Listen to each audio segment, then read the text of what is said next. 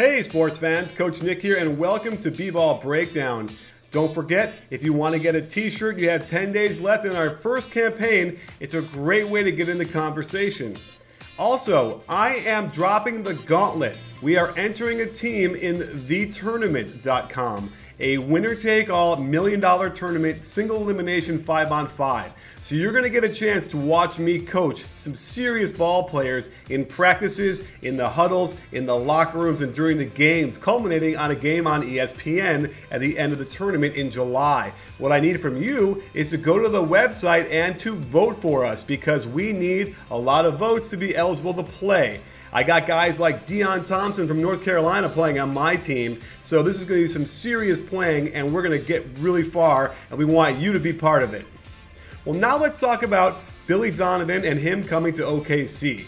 We've kind of documented what Scott Brooks' issues have been over the last several years and why it seemed time for a change. So I wanted to look at Billy Donovan's offense and what he ran at Florida. There is no denying that he's had tremendous success, and we haven't ever really had a college coach come from this situation where he's been so successful for so long at the college level and jumping into the pros for the first time, if you don't count Orlando.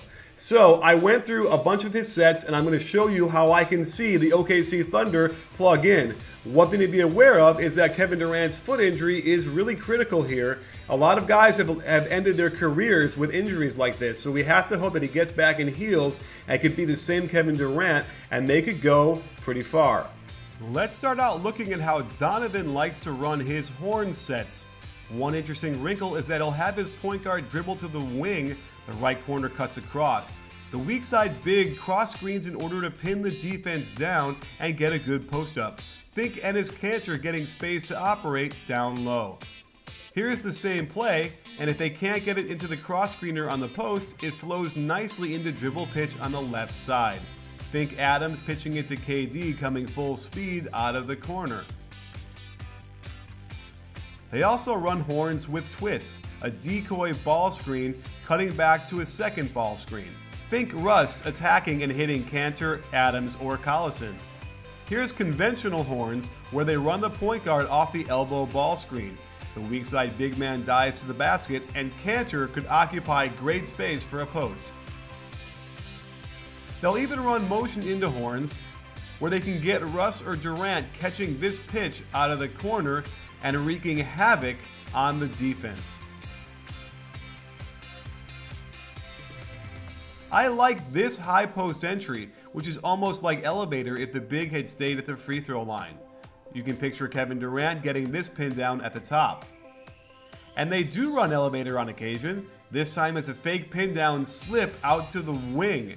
With Kanter and Adams out there, they could really clear up space for Kevin Durant or Kyle Singler. Donovan is a huge ball screen guy. His basic formation is to spread the floor and set ball screens all over. You can imagine against weak defenses, Russ and KD could score on this all day. If Donovan can get Russ to execute this kind of action, a UCLA cut, cross screen, then come back around for the handoff into another ball screen, it would get him into lethal attack positions. And one could certainly picture Russ isolating after all of this movement. Here's a double ball screen he uses out top.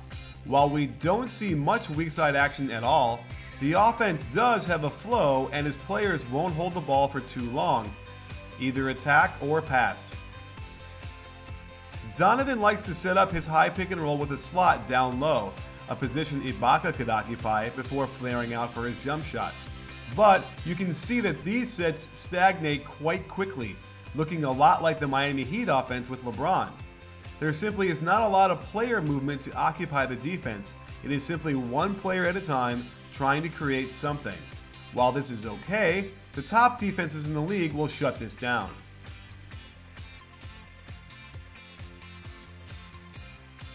While this possession ends up in a score, it took them 33 seconds to do so.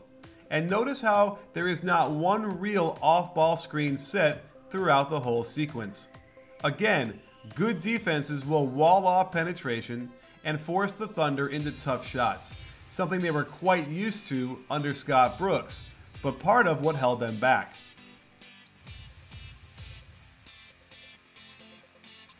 We did see a little pinch post action here after the two wings crossed to opposite sides. I like how this flows since there is lots of movement and screening. The wing ball screens always work better after reverse action, and the skip to corner 3 is an optimal shot. One of the things we should see a lot of are quick drag screens in semi-transition for Westbrook, allowing him to attack and make plays. I even spied a Spurs motion weak set out there.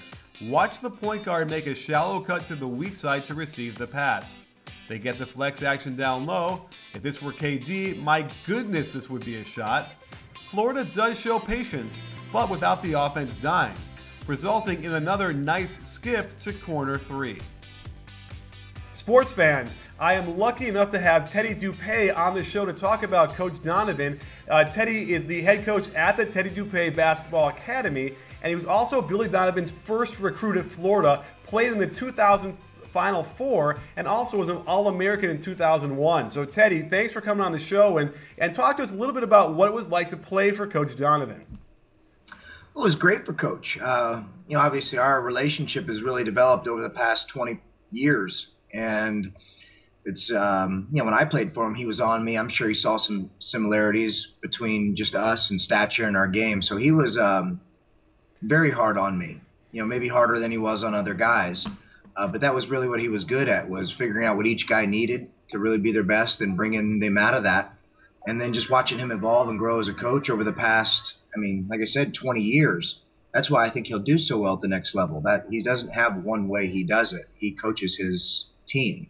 So talk to us about communication and his ability to how you think he'll communicate with guys like Kevin Durant and Russell Westbrook, who they occupy a different space in the basketball echelon. How do you think he's going to do communicating with them? He'll do great. He'll do great. He's got a lot of experience with Coach K, USA Basketball. He's been coaching the young teams. He's been working with he's created great pros. He does a really good job relating with great players. And that's really what his offensive schemes are all about, is having skilled guys making the correct, unselfish play. And that's, in my opinion, the style of basketball that's really thriving in the league right now. And for sure, it's what OKC needs, it looks like, the way they have played in the past. When you said he was hard on you, what does that mean? Is he in your face? Is he pointing his finger? Is he pushing you? Is he doing Mike Rice? What's that mean? I don't know if you can explain it. I committed to him when I was 16. I was a sophomore. He got the job at Florida. The next day we were talking about, doing what happened. He said he wanted to start at point guard. He wanted to start with me. He seen me play, and he believes that, we could start there. And so I'm sure there were a lot of people that told him that was ridiculous because of my size. I was still so young. But he went with it. And so I kind of felt like I owed it to him, and I felt like he owed it to me to bring the best out of me, and that took whatever it took. He was great. Looking back on it, it was really great. At the time, I didn't like it so much. So tell me, is he a yeller? If he needs to yell, if the time comes for that, when you're dealing with kids, it's different. And a lot of times, when you're in a practice, even though maybe some kids have heard it a sophomore year or junior year, they've heard it a few times, you still always have kids in there that need to hear it from the beginning, and sometimes forcefully. At the next level, you're not going to get that. You're going to put in some defensive schemes, but it changes basically every night based on personnel, who's playing for you. Even this 9-10 man rotation that the Spurs have done really well to preserve players throughout the course of a season. I think he is just so smart. He's going to figure out a way to make this really work for everybody, and maybe start a new trend. And so maybe different ways, cool ways to do this with a lot of good players, because they've added a lot of good young players. Mm-hmm. They're really good without Westbrook and Durant.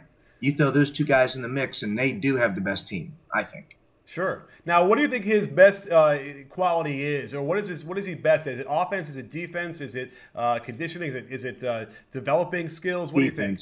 Defense, without question. His ability to teach defense, and because he is able to teach everything so well, scouting happens fast. So basically, if we were going to play a team that had 2 or 3 really good sets, we would really already have those sets in. We would understand what they are, what the counters are, what you're looking to get out of it. we had those sets in. We understood offense, but it was really also that when it was time to scout a team on short rest in the tournament, or sometimes you got to play that Sunday, Tuesday in the SEC when you're playing on TV, you have short turnaround. You don't really have time to break down everything that somebody does. You need to be able to go over what they do. You're already familiar with that. You have those sets as well. You understand what works. And you really understand what to take away. But if you got a great point guard coming off a regular big guy screen, it's different than if you have a great point guard coming off Marc Gasol or somebody that can step back and do some different stuff. So again, it's all personnel, and that's where the adjustment's going to be for him. But I'm sure, just once again, he'll have a great staff put together of a lot of NBA guys with a lot of experience that can shorten that learning curve. And really, when you think about it, in a best case scenario, maybe the head coach shouldn't be doing all that stuff anyway. He should be getting that information, not gathering it. So I think it's going to work out well. It seems like he'll look around and not feel very lonely. At any given game, he's going to have a couple of his former players probably somewhere out there, right? Well, yeah, that's what it's all about. I mean, I think when you watch the playoffs, look at the players that are playing. I mean, Nick Calathis is another example of a guy who really learned the game from Billy Donovan. And when you go to college, that's when you get that exposure. Very few kids get it in high school. The stakes aren't high enough to teach the game at that level. And so, he's really good. Joakim Noah, Al Horford, Corey Brewer, Bonner, Mike Miller, Udonis. I mean, there hasn't been an NBA champion that doesn't have Gators on it for quite a long time now. And it's just not an accident. Brad Beal, you look at what our guys do overseas, he is really good, really, really good. He's going to make Durant better. He's going to make Westbrook better. He's going to make everybody better. Didn't Chandler Parsons, didn't he go to Florida? Chandler Parsons, there's another one. Him and Nick Calathis were in high school together. Oh, wow. Yeah, I remember that. Chandler was going to go to Florida State initially, and I remember I saw them play in the city of Palms. And Nick Calathis had a lot of hype, well-deserved. The guy's awesome, still is. But I saw this guy, Chandler Parsons, and I told the guys, I said, listen, you got to recruit this guy. You have to recruit this guy. He could be the SEC Player of the Year someday. Wow. And, there's just not a lot of 6'10" guys that can shoot, pass, and handle like that. So the last question I have for you is, do you think that Donovan can get his system in place in enough time to get enough success where guys like Kevin Durant are not going to leave after next year? They're not going to worry about that. They could win the championship and Kevin Durant could leave next year. This is a business. If you think winning a championship is going to keep either, they could win 2 of them back to back. That's not going to mean anything. Even if they signed, he wouldn't sign big. He'd sign for 1 year to get to the big money in 2 years.